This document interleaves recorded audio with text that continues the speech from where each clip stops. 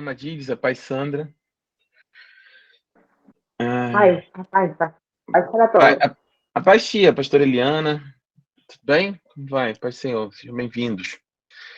Nós vamos orar agora em nome de Jesus. Eu vou pedir para que o irmão ore para que nós possamos iniciar a conclusão, né, do estudo de número 2 sobre a revelação de Deus, né? Falaremos sobre o cânon bíblico, né? Sobre a formação do cânon. Eu vou pedir então que hoje, irmã Amadilis, se for possível, se não for te atrapalhar, você poderia orar por nós, para nós iniciarmos, em nome de Jesus? Sim, pastor. Sim. Amém. Boa noite. A paz do Boa Senhor. noite. Paz. Bendito celestial, amado Pai, muito obrigado por este día. Queremos hacer una petición, Señor. Aquellas personas, la gente que aún no ha podido conectarse, quitamos toda barrera y todo impedimento, Señor, en el nombre poderoso de Jesús.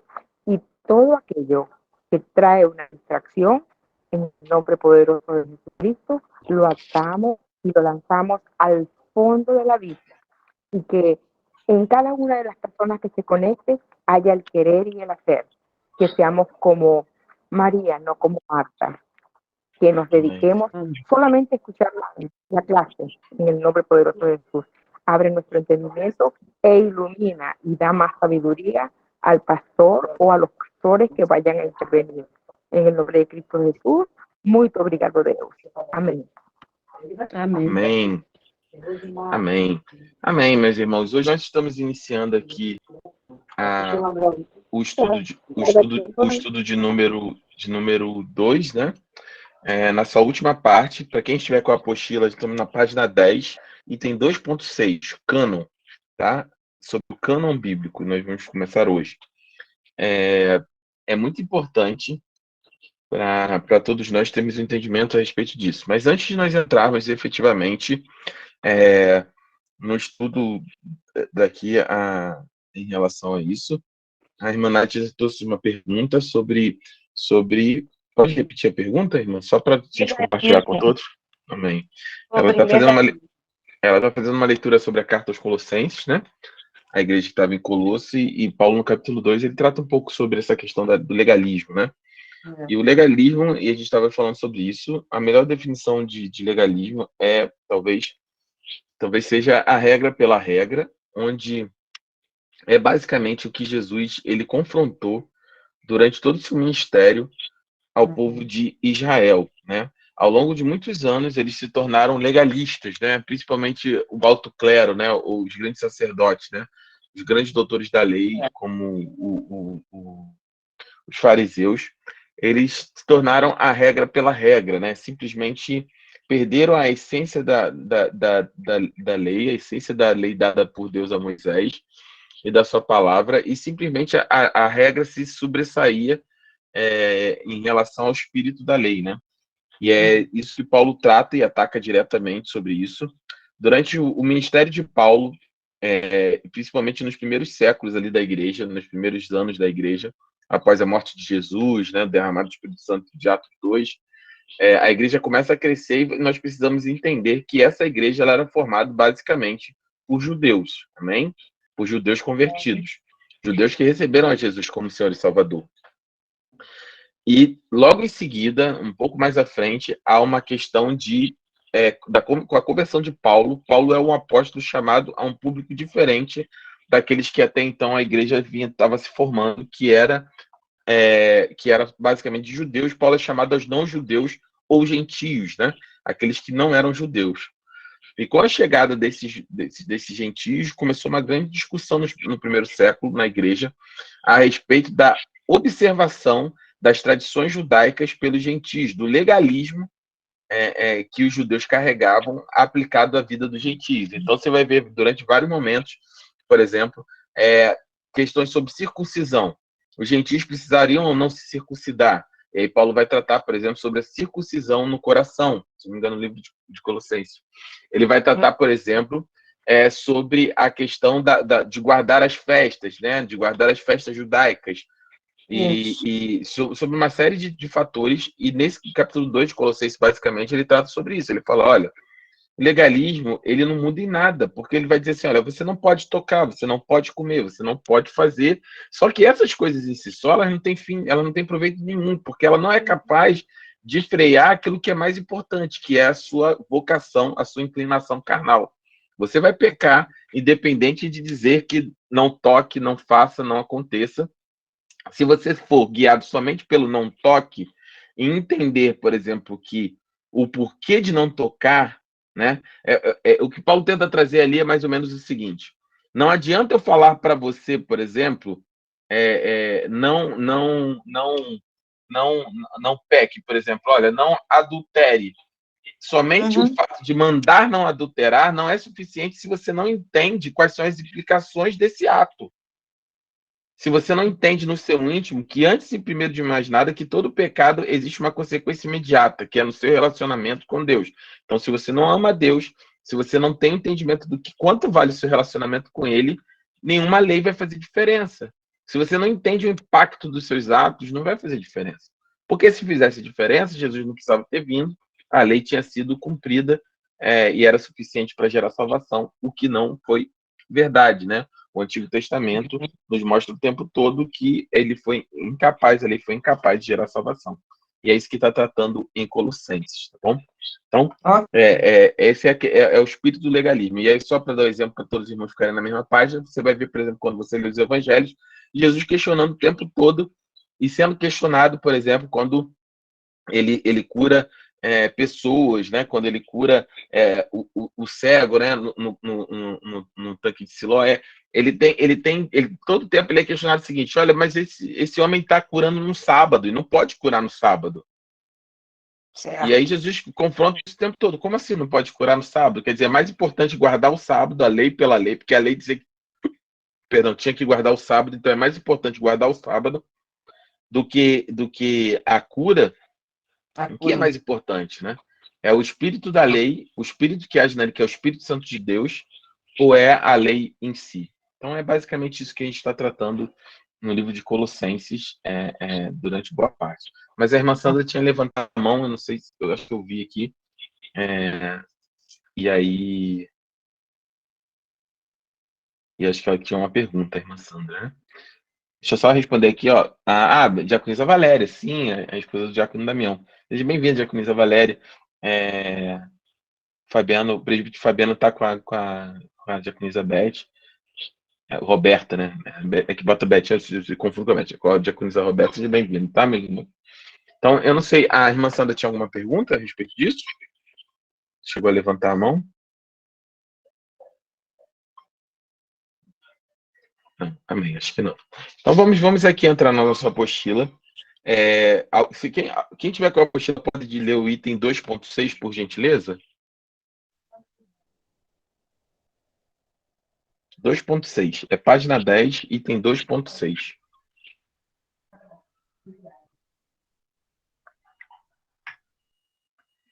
Alguém está com a apostila?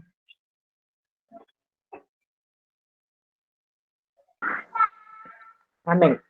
2.6. Canon significa regra, padrão ou norma. Gênesis 6:16. É o conjunto dos 66 livros inspirados por Deus, que, reunidos, formam a nossa Bíblia. Inspiração é a supervisão ativa de Deus sobre aquilo que os autores bíblicos escreveram nos escritos originais, respeitando suas personalidades, cultura e faculdades mentais. Amém. Então, a definição de cânon, né, do cânon bíblico, a Bíblia é um cânon, a melhor tradução seria regra, padrão, norma. Então, quando nós estabelecemos um cânon bíblico, né, uma biblioteca. Bíblia significa uma pequena biblioteca. Então, uma biblioteca um cânon bíblico é uma biblioteca de regras, de padrões, de normas, ou no caso da palavra de Deus, e no nosso caso, formado por 66 livros, né? O mais importante que nós precisamos, irmão, isso é importantíssimo, nós vamos explorar isso aqui no bom sentido durante a nossa construção aqui no curso, é que, de maneira objetiva, nós temos as escrituras escritas e inspiradas pelo Espírito Santo de Deus. Ele é o grande autor por trás das escrituras. Contudo, Deus escreveu essas através desses autores, respeitando os seus escritos originais, respeitando respeitando a sua personalidade, respeitando a sua cultura, as suas faculdades mentais. Então, a Bíblia precisa ser entendida do ponto de vista do contexto em que ela foi escrita, do momento em que ela foi escrita. Independente disso, a verdade ela é uma verdade que prevalece ao longo dos tempos, independente da mudança de padrões de sociedade, padrões morais, ela permanece. Mas nós, para termos um melhor entendimento, nós precisamos lê-la com um olhar voltado para a questão do autor. Por exemplo, dá um exemplo que eu estou dizendo. Se você ler Lamentações de Jeremias, você não vai entender o livro de Lamentações do profeta Jeremias se você não entender qual é o contexto da Lamentação de Jeremias. Por que Lamentações se chama Lamentações? Uma pergunta aqui para a gente começar a aquecer a nossa aula. Por exemplo, alguém tem essa resposta? Eu gostaria de arriscar essa resposta. Por que, por exemplo, que o livro de Lamentações do profeta Jeremias se chama Lamentações? Óbvio que, assim, a palavra já se diz, mas por que foi dado... O que ele lamentava? Talvez essa seja a melhor pergunta em si.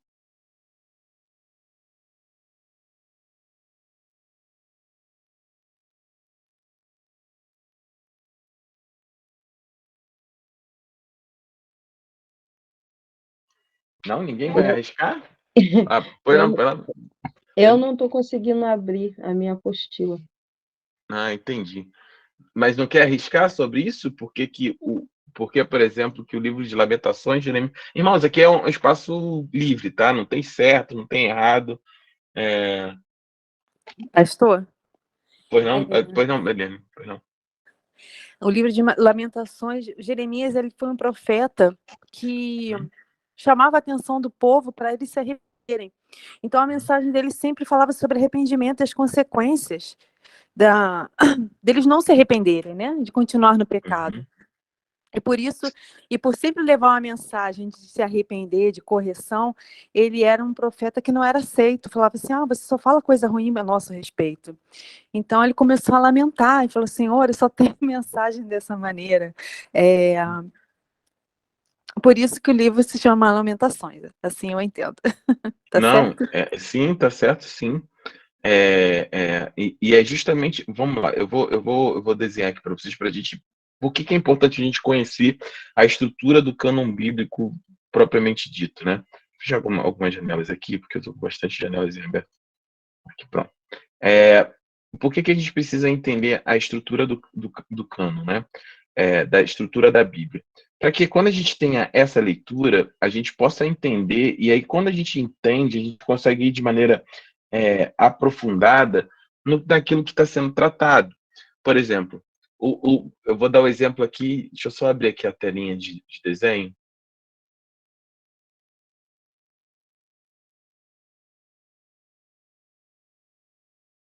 Amadires, pode falar, irmão Amadires. En minha Biblia está esta palabra. O livro de Lamentações oferece um modelo do que significa sofrer sem perder a fé e a esperança. Sim, o modelo significa perder a fé e a esperança, sim. Mas a questão aqui, vocês estão vendo a minha tela, né? Vocês estão vendo a minha... Acho que... Deixa eu ver, deixa eu pegar aqui. Estão vendo a minha tela, né? Eu tô conseguindo ver. Tá, então, eu vou fazer aqui só um desenho.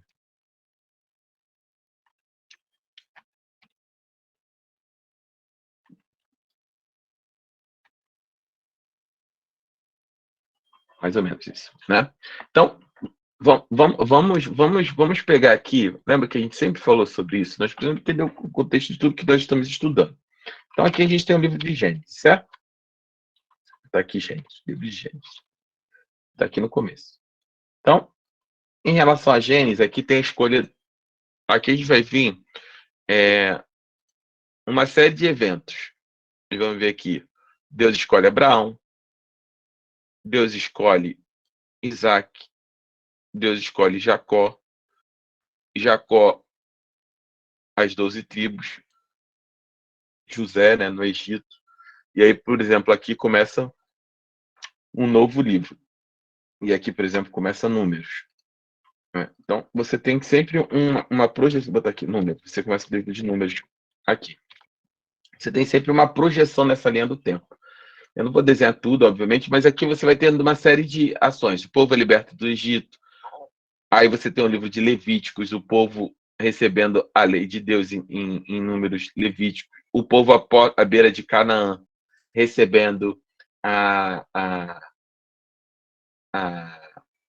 novamente a lei de Deus à beira de entrar na Terra Prometida, né, depois de passar 40 anos no deserto. Então você tem uma série de acontecimentos.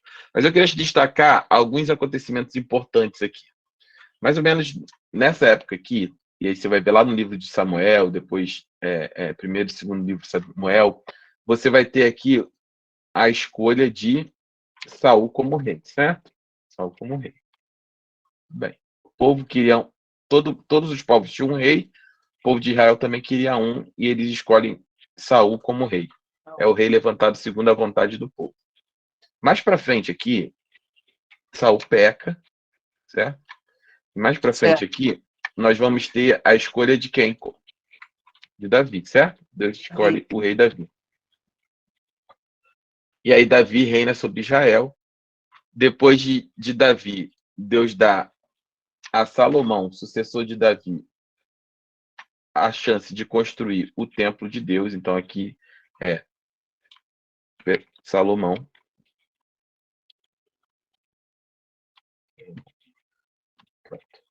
Legal. E aí aqui Salomão, ele constrói aqui. Deixa eu só liberar aqui. Tá conectando aqui, senão. Então aqui a gente tem Salomão. E depois de Salomão, o que acontece? Durante o reinado de Salomão, Salomão peca, né? E aí Deus, por questão desse pecado, acontece um evento que é com a subida do filho de Salomão ao reinado de Israel.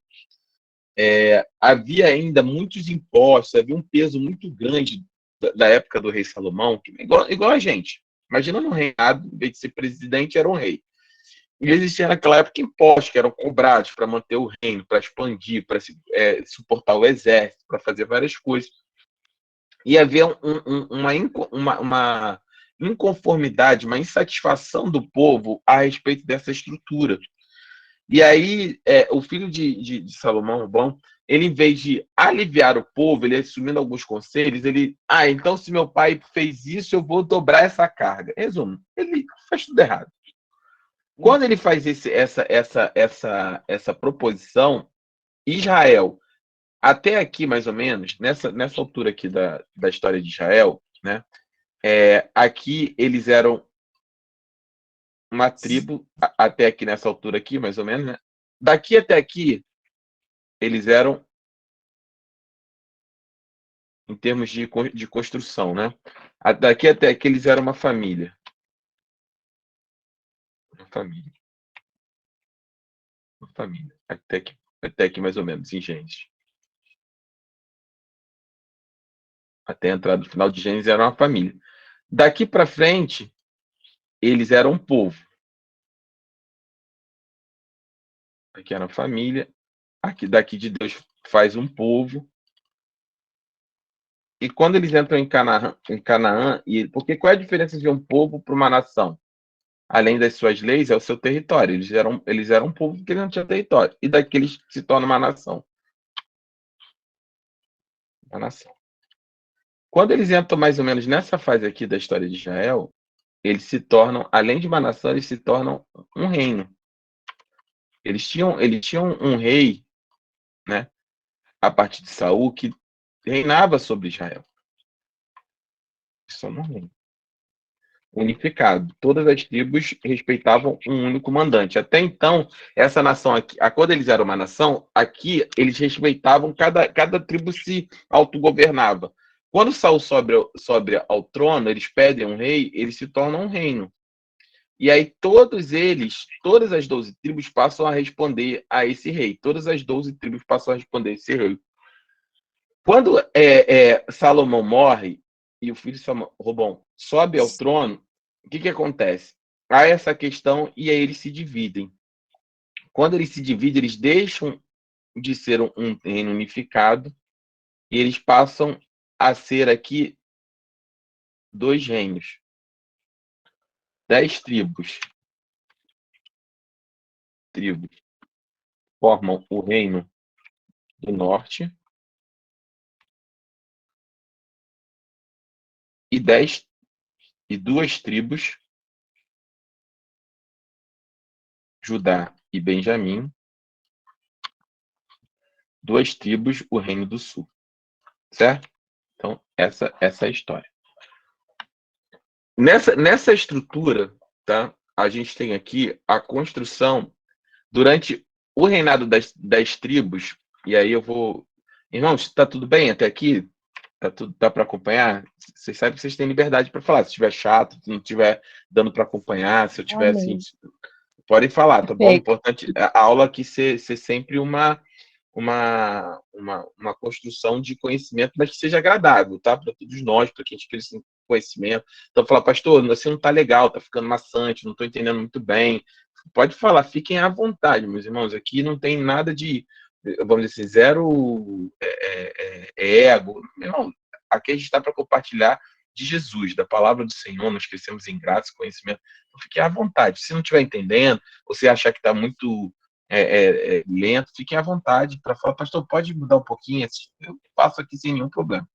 Mas o importante aqui é que a gente entenda essa estrutura propriamente dita. Daqui seria até interessante, deixa eu puxar um mapinha aqui rapidamente. Deixa eu puxar um mapa aqui para que a gente entenda. Tá? E que eu vou desenhar, eu vou desenhar essa estrutura lá. Vocês estão vendo a minha tela? Vocês estão vendo o quê? É só a telinha branca? Só a tela que eu estava desenhando? Vocês estão vendo? Vocês estão vendo o quê? A tela. Tá tudo aqui. Vocês estão vendo agora o mapa do Brasil? Não, não é só o Jamboard. Não. Tá. É porque eu queria saber. Então, deixa eu compartilhar aqui. Agora vocês vão se ver, né? Vocês estão se vendo. E agora eu comecei a compartilhar a tela. Ótimo. Então, o que eu quero colocar? Só para a gente começar a ter... Olha como é que é importante a gente conhecer a palavra, conhecer a Bíblia, conhecer toda a estrutura. Vocês estão vendo o Brasil, certo? Legal. Esse aqui é o nosso país. A gente está aqui, né, no Rio de Janeiro, aqui, né? A gente está aqui agora, né, na nossa cidade. Beleza, aqui em Niterói, São Gonçalo, onde você estiver aí, né? Aqueles irmãos que estão nessa posição. Legal. Em relação a isso, a gente vai... Deixa eu ver se eu consigo puxar um pouco mais o zoom aqui. Pronto. Cheguei ao zoom limite.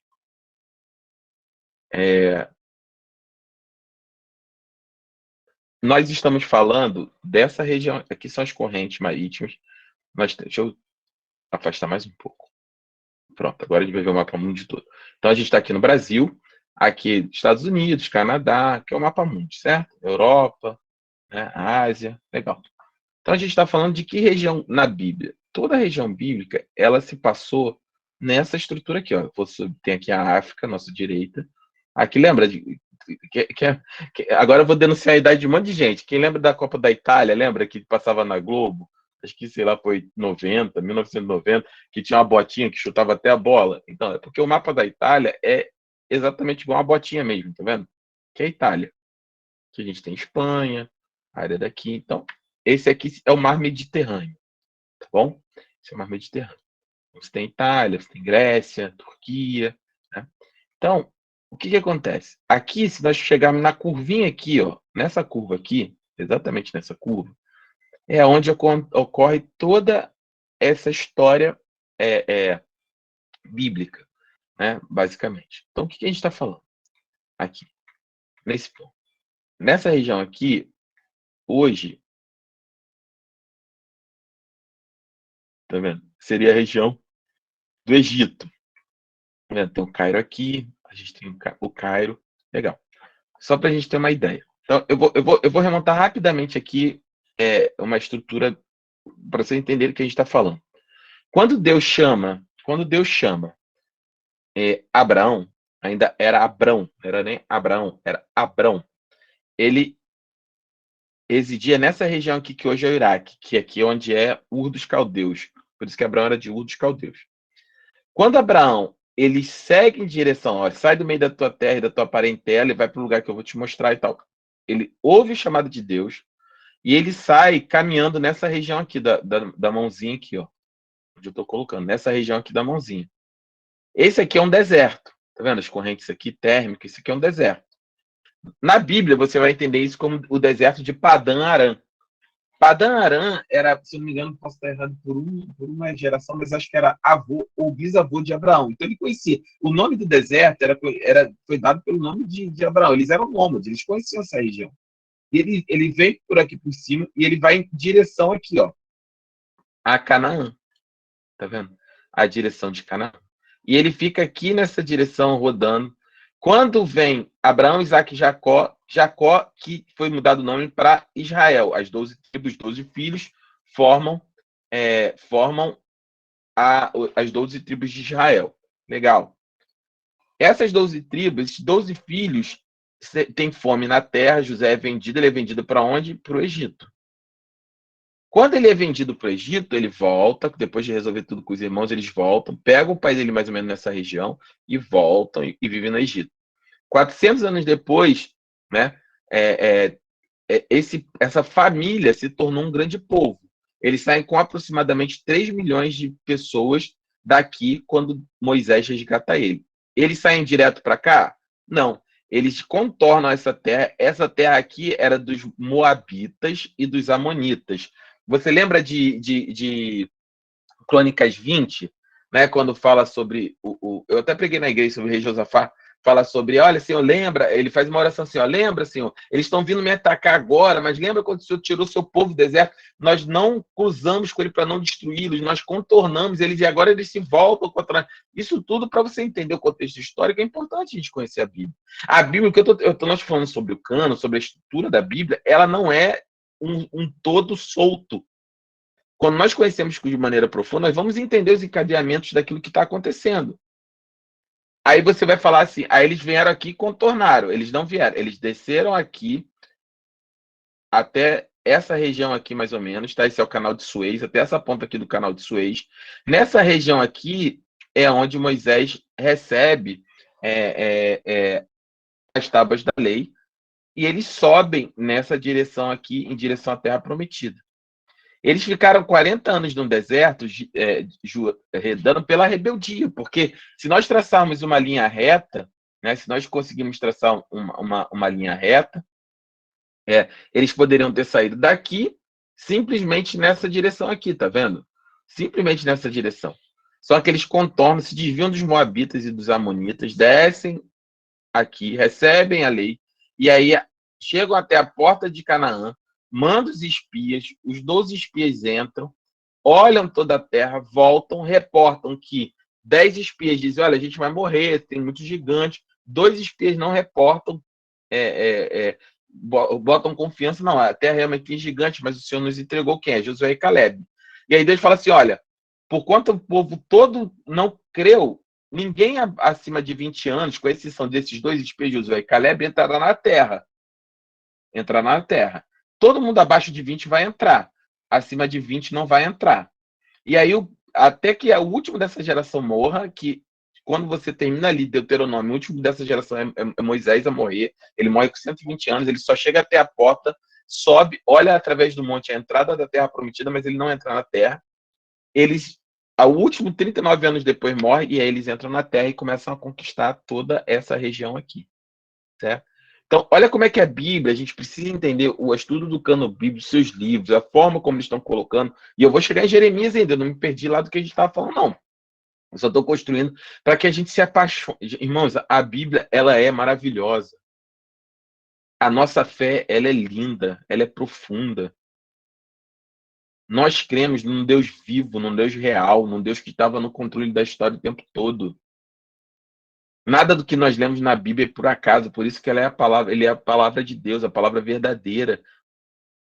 Então, quando eles entram aqui, que eles chegam nessa estrutura, né? Aí imagina o seguinte, eles ficaram rodando aqui no deserto, indo e vindo aqui, ó, montando, pena que essa ferramenta aqui eu não consigo desenhar, mas montando aqui, e aí eles chegavam aqui, por exemplo, e aí montavam o tabernáculo, acampavam, aí migravam para cá, acampavam, subiam para cá, acampavam, iam para lá, acampavam, até que essa geração toda morresse, eles pudessem entrar finalmente na Terra Prometida que Deus tinha prometido a ele. Só que olha quanta coisa, quanta riqueza a Bíblia tem. Eu falei que só de um pedaço. Legal. Vamos lá. Lembra quem que saiu daqui de Ur dos Caldeus? Quem que eu falei que saiu de Ur dos Caldeus? Foi Abraão? Pode abrir o microfone. Abraão. Abraão sai com quem? Ele sai do meio da parentela, mas ele leva alguém. Leva Ló. Ló, é isso? Os dois ficam tão grandes que eles falam o quê? Olha, eles ficam tão grandes que eles se separam, não é isso? Não tem lá a divisão eles separam. Isso. Ló, olha para essa região aqui, vê ela uma região fértil. Abraão vai para o outro lado, eles vão cada um para um lado, certo? Legal. E eles ficam mais ou menos aqui na divisão por aqui. Legal. Quem são, por exemplo, quem estava na pregação na Amendoeira sabe, quem são os amonitas e os moabitas? Por exemplo, que eu falei aqui, ó, o povo sai Moisés leva o povo, contorna, tal, vem aqui, sai para essa região e eles contornam Moabe e eles contornam Amon. Quem foi Amon e quem foi Moabe? Os descendentes de Ló. Descendentes de Ló. Lembra? Quando Ló sai, quando Deus resgata Ló de Sodoma e Gomorra, a mulher vira a estátua de sal, as duas filhas embriagam o pai, e aí ele fala, olha, não tem homem aqui na terra, a gente vai morrer sem descendência, vamos embriagar nosso pai, vamos ter um filho com eles, com ele, e elas engravidam, cada uma engravida, e aí elas têm 2 filhos, cada uma tem um filho, né? Eles têm 2 crianças, Amon e Moabe. E Amon e Moabe, eles foram um povo muito ruim e que durante todo o tempo eles atacaram o povo de Israel. Mas tá vendo como é que era uma questão de... Era parentesco, assim. Eram povos que foram se construindo que eram parentes, eram primos, sei lá, distantes, né? Aí eu vou fazer uma piadinha, para você ver que família já não é fácil desde o tempo desde o tempo de Abraão, Isaac e Jacó, né? Se você reclama da sua, imagina que é primo de Amon e Moabe, né? Que iam lá, atacavam a terra, matava todo mundo, tacava fogo, né? Então você reclama da sua sogra e do seu sogro, mas de repente não é tão bem quanto você pensa, tem casos piores, né? Eu estou brincando, é só uma brincadeira. Mas o que eu estou falando essa questão aqui, então eles chegam aqui nessa terra, e aí olha como é que a Bíblia é linda. Quando eles chegam aqui, que Moisés morre, antes um pouco de Moisés morrer, lembra que o povo está 40 anos aqui no deserto, rodando? Legal. Só que Deus tinha falado, ninguém abaixo de 20 anos vai entrar na terra, então somente abaixo de 20, com exceção de Josué e Caleb. Legal. Só que abaixo de 20 você tem, tudo bem, jovem, mas basicamente você tem adolescente e criança, que não conheciam a lei de Deus. Então, quando eles chegam à porta da terra prometida, Deus precisa falar tudo de novo para eles, para que eles guardem aquilo que Deus tinha entregado como lei para Moisés e para os pais dele, para os avós dele.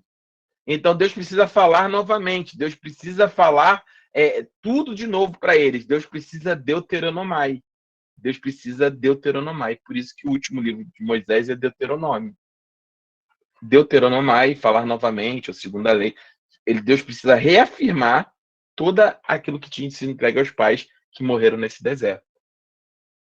E a partir daqui, eles entram na Terra Prometida e vão se espalhando, né? A gente vai espalhando aqui na Terra Prometida.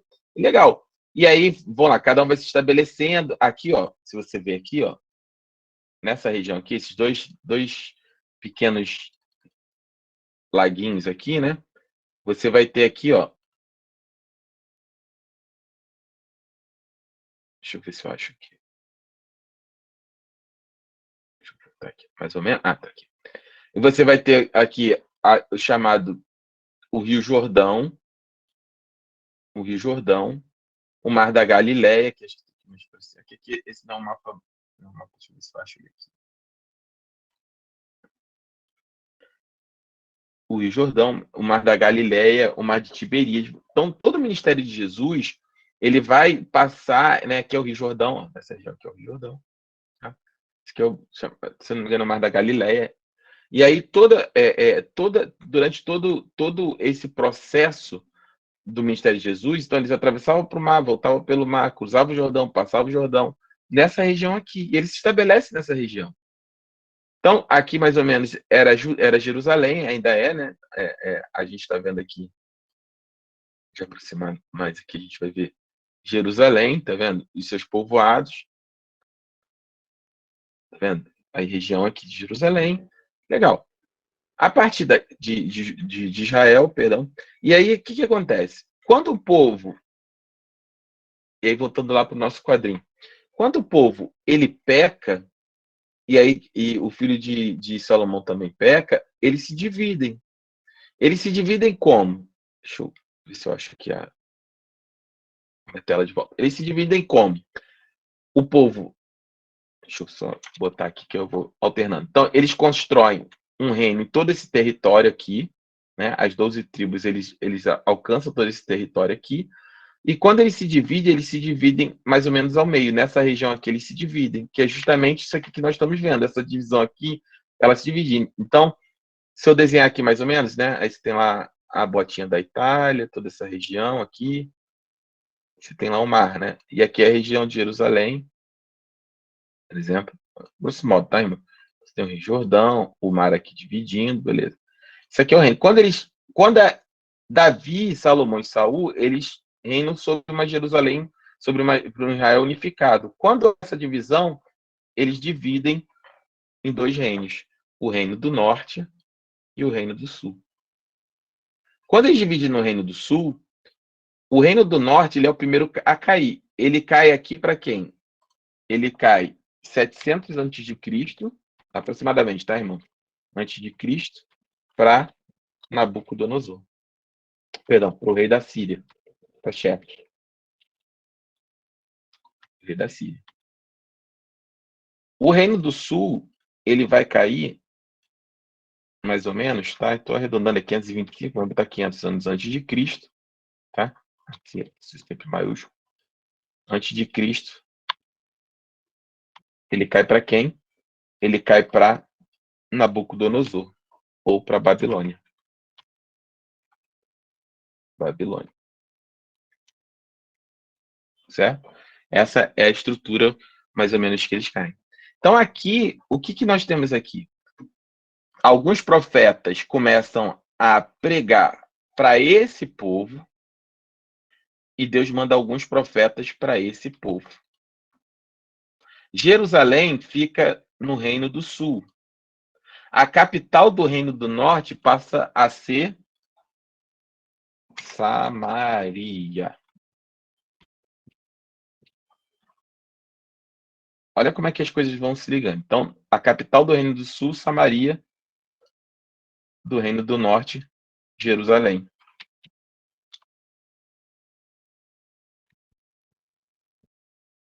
Jerusalém. Que é o mesmo local que você vai olhar lá atrás, por exemplo, quando Melquisedeque recebe o dízimo de Abraão, ele era de Salém. Ele era de Salém, que era a região de Jerusalém, por exemplo. E aí você vai ver lá Paulo falando que Jesus era sacerdote, não segundo Arão, mas era segundo Melquisedeque. Né? Então, assim, toda a Bíblia ela vai se interligando. Então, aqui tem a Samaria. A Síria tinha por característica, quando eles dominavam um povo, deixa eu liberar aqui, permitir todos. A Síria tinha por característica, quando eles dominavam um povo, eles misturavam, eles tiravam os homens, né, o reino aqui do norte, né, eles tiravam os homens e misturavam as mulheres, né, com os homens, casavam, né, misturavam o povo. Já a Babilônia não tinha essa característica, deportavam mesmo, levavam. Então, o que aconteceu? Nessa região aqui, houve mistura de sangue. Mistura de sangue nessa região aqui. Então, aqui já não eram judeus tão puros, enquanto aqui se manteve purificado. Com essa mistura de sangue, e por conta de você ter vários atritos depois entre o Reino do Norte e o Reino do Sul, você começa a entender, por exemplo, várias coisas. Por que a parábola de Jesus do bom samaritano é tão afrontosa? Porque para quem estava em Jerusalém, e Jesus estava com o ministério focado nos judeus de Jerusalém, né, nos judeus puros, né, para eles, bom e samaritano não era algo que casava, porque samaritano era o Reino do Norte. Por isso que os discípulos estranham quando Jesus vai até Samaria. Por isso que a mulher que está pegando água no poço, que é samaritana, ela diz assim, ela tenta afrontar Jesus quando Jesus confronta ela a respeito dos muitos maridos dela, ela tenta botar Jesus numa encruzilhada teológica ou religiosa da época. Ela fala, olha, vocês judeus dizem que Jerusalém é lugar de adoração, porém nós dissemos que é nesse monte aqui. E Jesus confronta ela, vai chegar um tempo que não vai ser aqui em lugar nenhum. Porque vai estar buscando adoradores de quem? Espírito em verdade. Então, por exemplo, quando nós lemos aqui em relação às 10 tribos, onde que estava o profeta Jeremias? Eu dei toda essa explicação para chegar para a gente entender. Ó, Jeremias. O profeta Jeremias, ele profetizou para o Reino do Sul. E aí ele cai para onde? Ele cai para Nabucodonosor, Babilônia. Ele, acho que até 528, mais ou menos. Né? Eles casam em 528. Acho que Jeremias profetiza até 528 ele vive, em 596 eles caem. Mas nesse período aqui eles caem. E aqui você vai ver a profecia. Quando eles caem, quem vê tudo acontecer? O profeta Jeremias. Imagina, meus irmãos, vocês têm noção, por exemplo, você sabe quantos anos aproximadamente Jeremias tinha quando ele foi levantado profeta sobre Israel?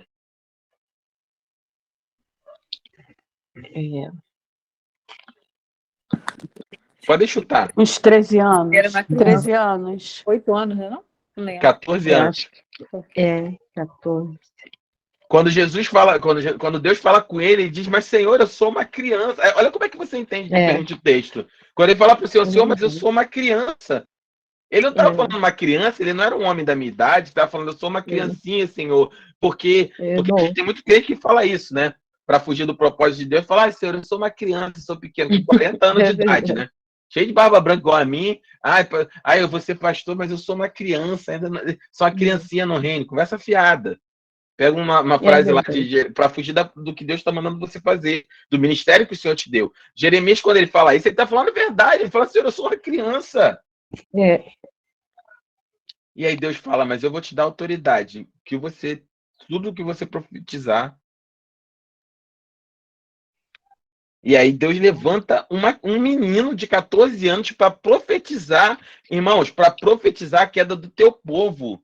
Ele estava profetizando a morte de pai, irmão, amigo, tio, conhecido, próximo, amigo de escola. Estou botando nosso contexto, tá? Os amiguinhos que jogavam bola com ele, a tia que ele mais gostava, os pais do melhor amigo dele. Ele estava profetizando contra o pastor da igreja dele, entre aspas, que era o da sinagoga, né? O sacerdote da sinagoga que ia morrer.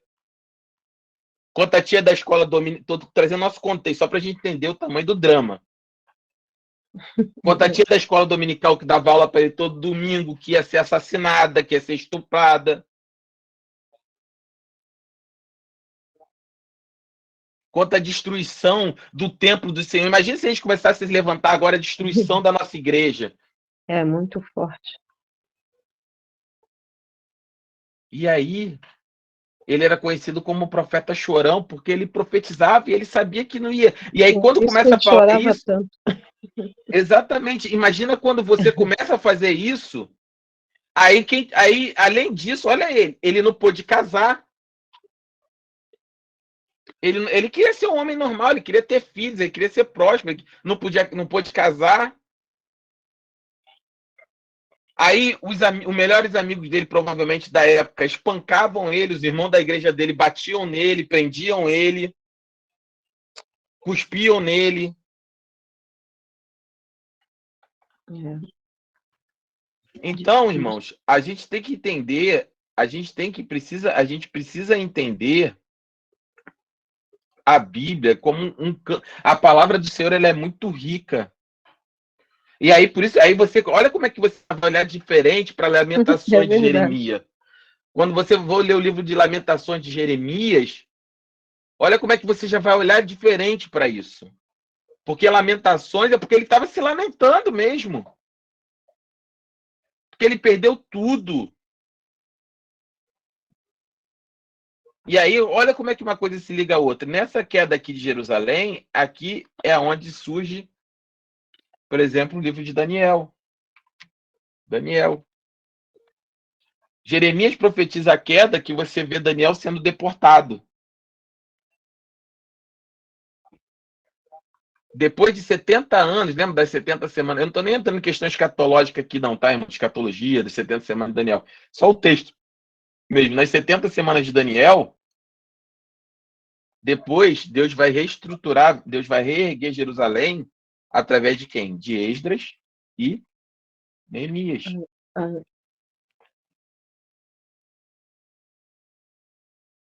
Então, a Bíblia é muito profunda. O reino do norte caiu. Profetas profetizaram, Obadias, prostituição do reino do norte. Então, aí, entende que quando você lê um profeta e você sabe para quem ele está falando, para qual reino, qual era o contexto daquele reino, que as coisas começam a fazer mais sentido. E a gente precisa. A Bíblia, ela é apaixonante. A Bíblia, muita gente questiona, mas a palavra de Deus. Como é que eu sei que não foi o homem que escreveu? Irmãos, esse é o timeline aqui da Bíblia. A gente pode chamar aqui do Antigo Testamento e aqui do Novo Testamento. Vou botar aqui para cima para não perder. Já está quase acabando o tempo, que pena. Já estamos quase encerrando, né? Do Novo Testamento. Tem que ser mais uma hora. Do Novo Testamento. O Novo Testamento, o Antigo Testamento, ele possui, para vocês entenderem, 39 livros. E o Antigo Testamento, e o Novo Testamento possui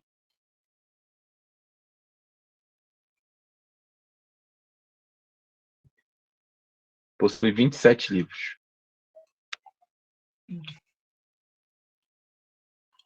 27 livros.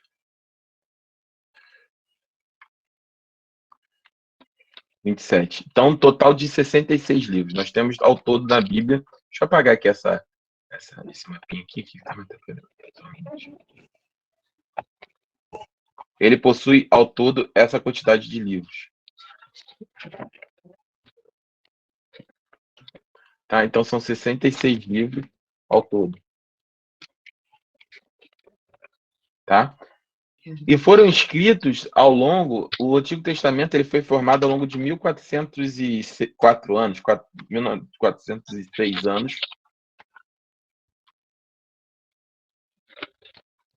E o Novo Testamento, deixa eu fechar. Se não tiver com o áudio aberto, você pode fechar, por favor, que está dando retorno aqui para mim e eu não consigo ver. Obrigado. E aí, em relação aqui, foram mais ou menos 94, 96 anos, é algo assim, próximo. Mas, ao todo aqui, nós temos aproximadamente 1.500 anos para a composição de toda a Bíblia. O que a gente quer dizer com isso? Primeiro, no período acho que aqui é o contrário, 1404 e 96. Ao longo de todo esse período, aqui, né?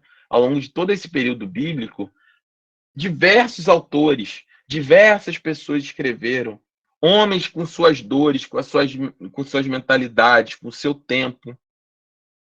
E é tão lindo quando nós percebemos, quando você lê a Bíblia, a gente nem percebe que entre um e outro existe tanto espaço de tempo. Entre Gênesis e Mateus, por exemplo, tem 1.400 anos de espaço. Então, a palavra de Deus ela foi composta durante muitos anos. Ela é o testemunho da história de um povo, mas também é testemunho da história de um amor. Deus amou.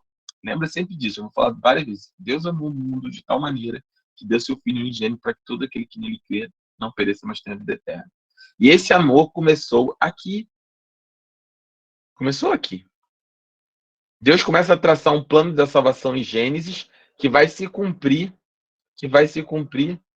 lá em Jesus. Aqui, a divisão aqui é a cruz.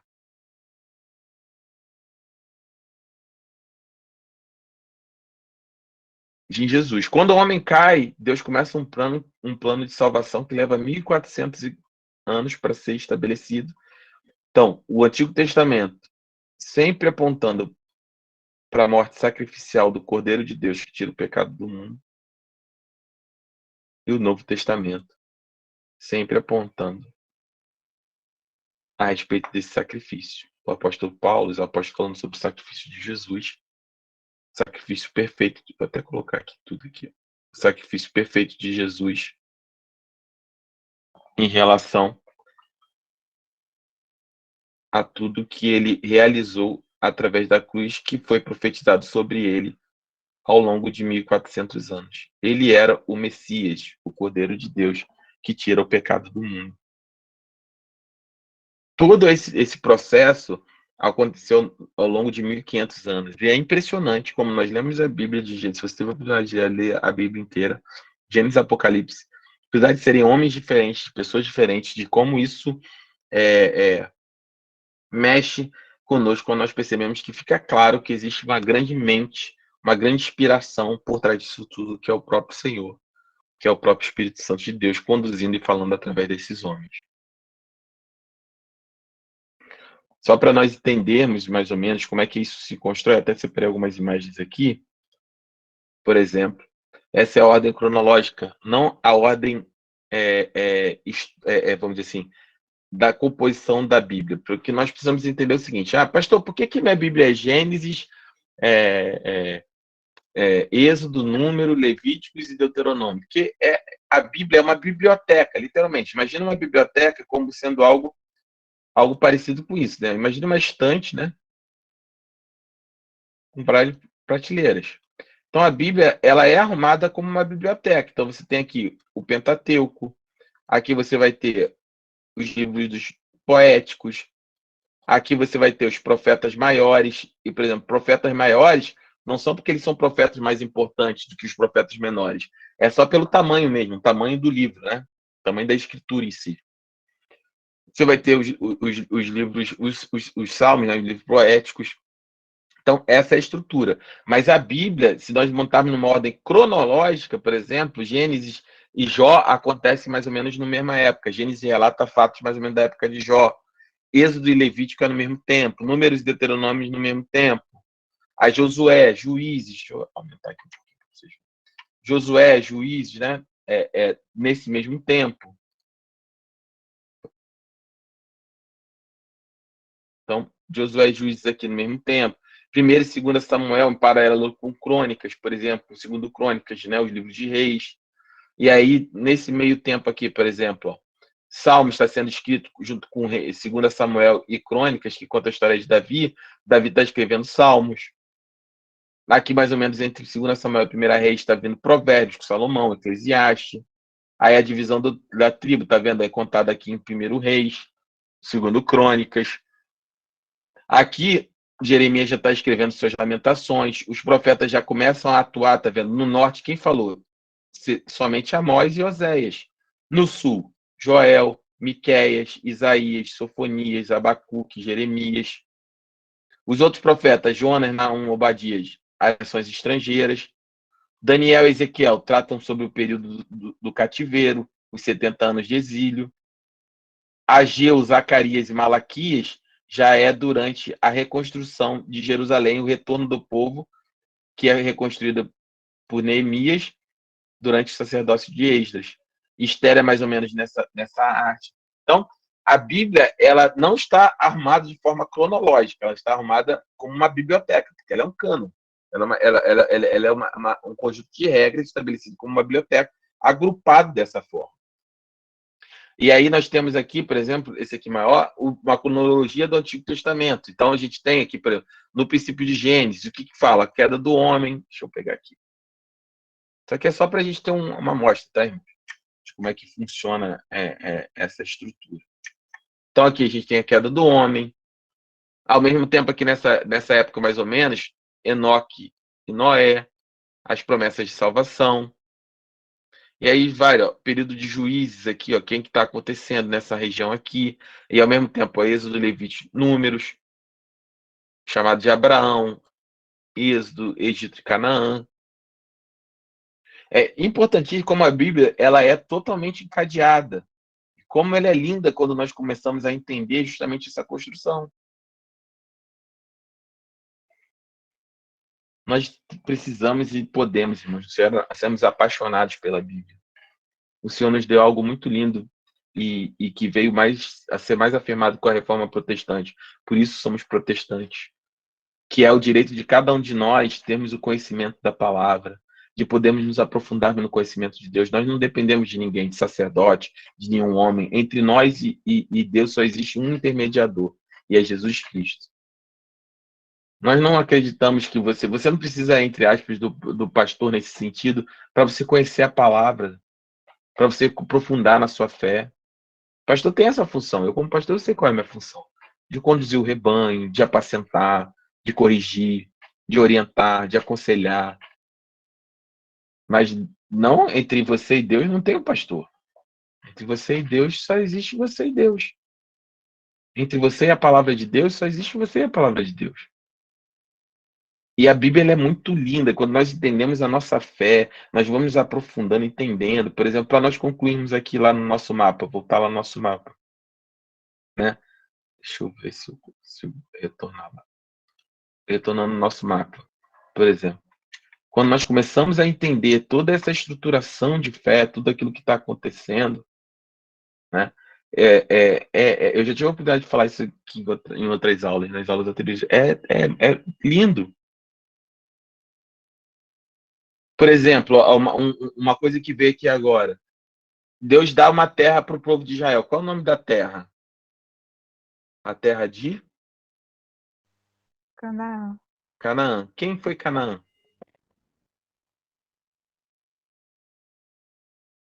Já pararam para se perguntar? Não, e assim, irmãos, eu falo isso, é uma pergunta retórica, não é para conhecimento, não é só para a gente chegar mesmo, sabe?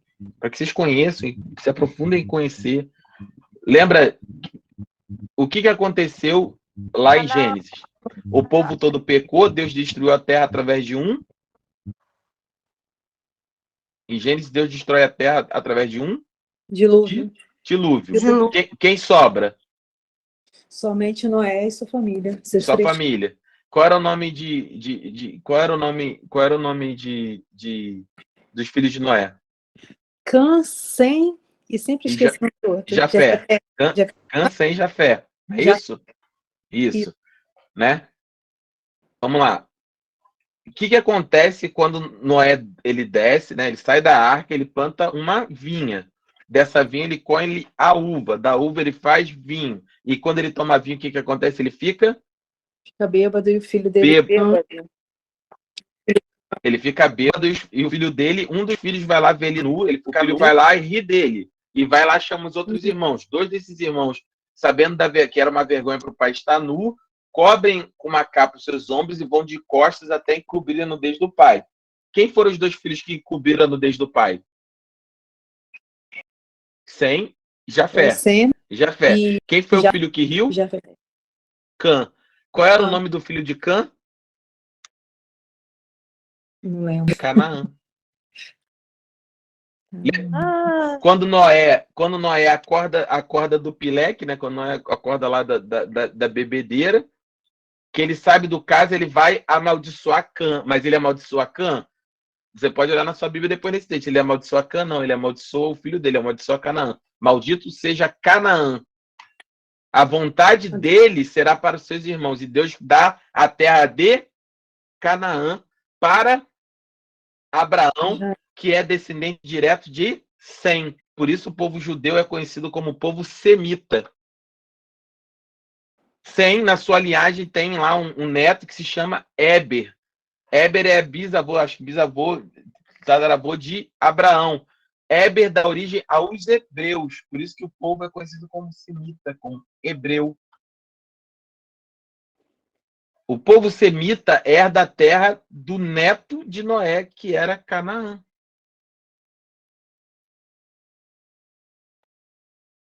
Tá vendo como é que a Bíblia, ela é assim, ela é, nossa, como as coisas vão construindo, como Deus vai construir toda essa história.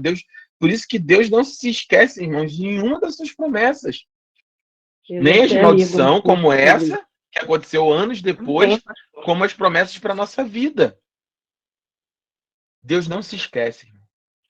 Deus não se esquece. E quando nós começamos a entender a palavra do Senhor e ver que Deus não se esqueceu da promessa que fez a Sem, da promessa que fez a Abraão, a Isaac e Jacó, que seria uma grande nação, também das maldições, nós começamos a perceber como Deus não se esquece, como Deus ele é fiel em tudo aquilo que ele coloca, em todas as suas palavras. Não importa o tempo da promessa de Deus na sua vida, ela vai se cumprir. Não importa, aleluia. não importa. E quando nós conhecemos a palavra do Senhor, nós nos aprofundamos cada vez mais na nossa fé, na nossa confiança em Deus e na palavra dele. Amém? Então, essa é a composição da palavra de Deus. Nós vimos que a Bíblia é seu próprio testemunho interno, nós podemos falar disso rapidamente na próxima semana. Mas nós precisamos ser apaixonados sobre a palavra, não podemos ter dúvida a respeito do que cremos, a respeito daquilo que acreditamos. O Senhor tem promessas para vocês, e onde está essa nossa certeza? Está na palavra de Deus, porque ele cumpriu todas as suas promessas para todos esses homens. Muitos deles nem viram, mas nenhuma das promessas do Senhor na nossa vida serão frustradas, amém? E aí fica tudo muito. Eu fico assim maravilhado. Eu vou parar aqui que acabou o nosso tempo, né? Mas eu fico muito maravilhado, porque aí começa a impactar toda a nossa vida. Quando nós cantamos lá o louvor na igreja, sabe? Que não se frustrarão, os planos de Deus não se frustrarão. Não se frustrarão, não se frustrarão. Os planos de Deus ninguém impedirá. Pode o vento soprar, a terra pode se abalar, mas os planos de Deus ninguém impedirá. Irmãos, quando nós cantamos isso e entendemos com a nossa fé, através do conhecimento da palavra, que isso é verdade, meu irmão, você é promessa. Você é filho, você é filha do Deus vivo.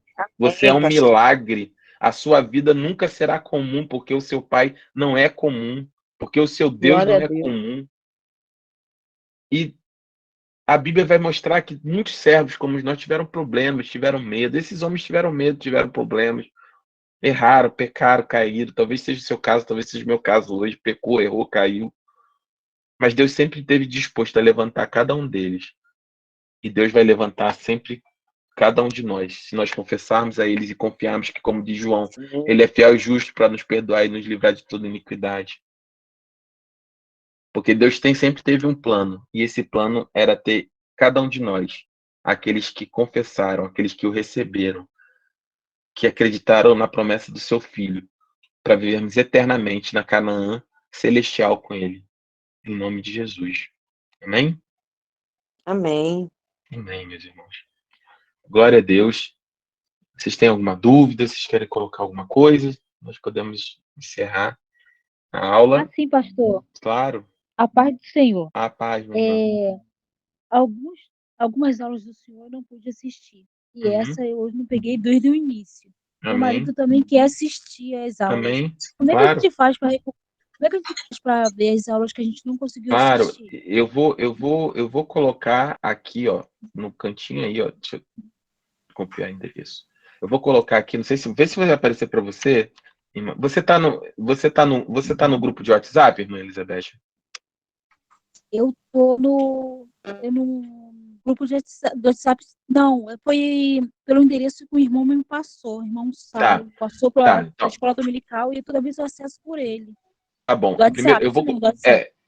eu vou colar um primeiro link aqui, que é o link da última aula. Todas as aulas sobem toda sexta-feira no canal do YouTube da Escola de Discípulos. Então, você vai poder clicar aqui, ó. Eu vou colocar aqui no chat aqui, tem um YouTube da Escola de Discípulos. Só um minutinho.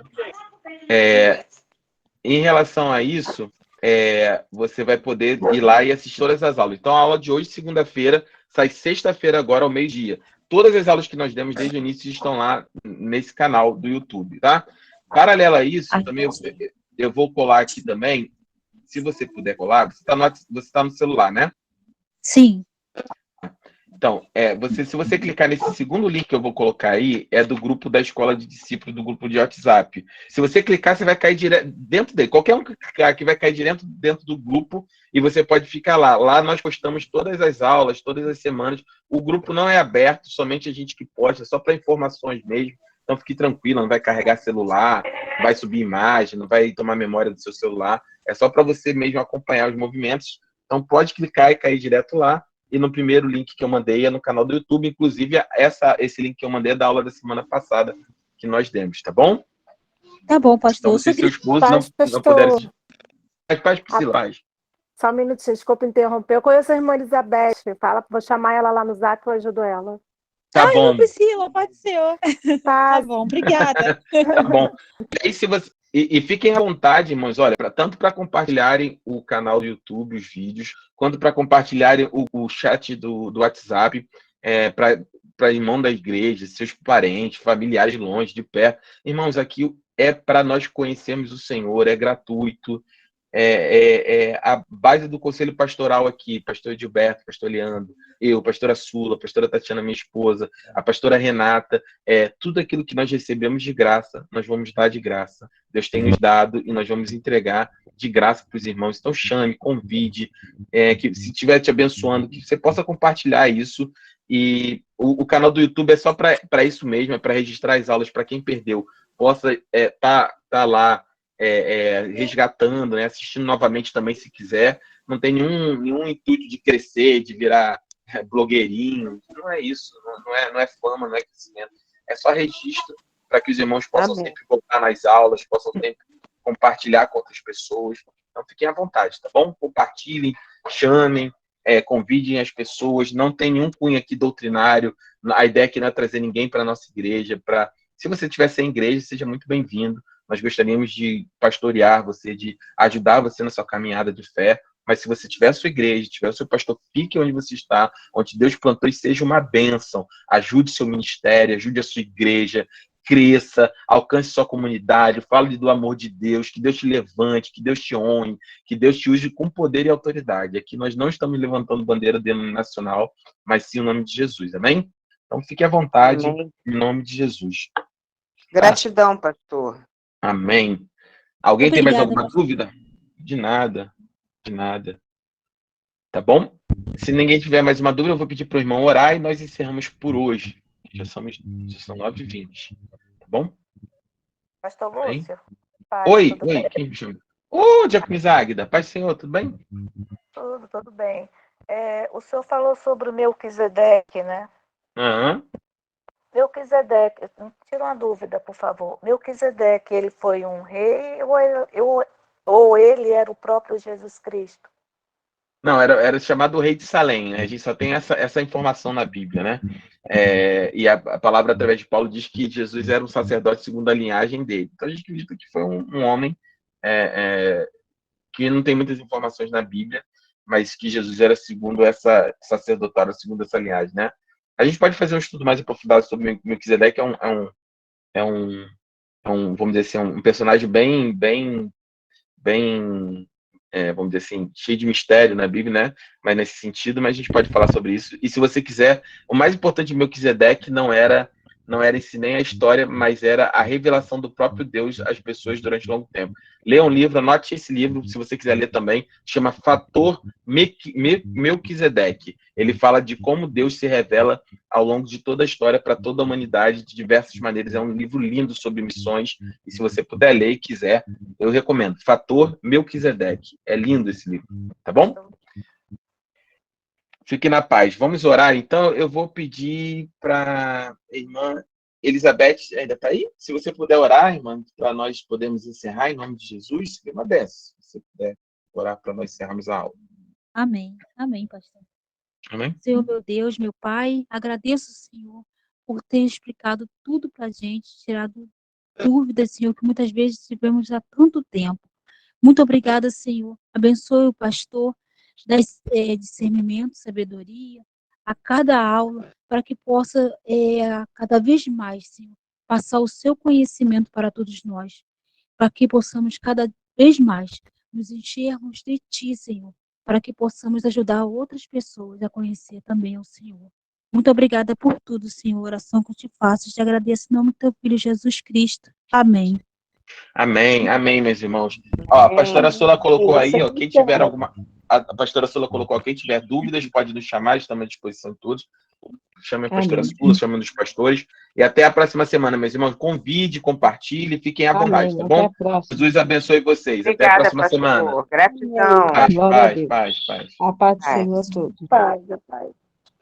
Paz do Senhor.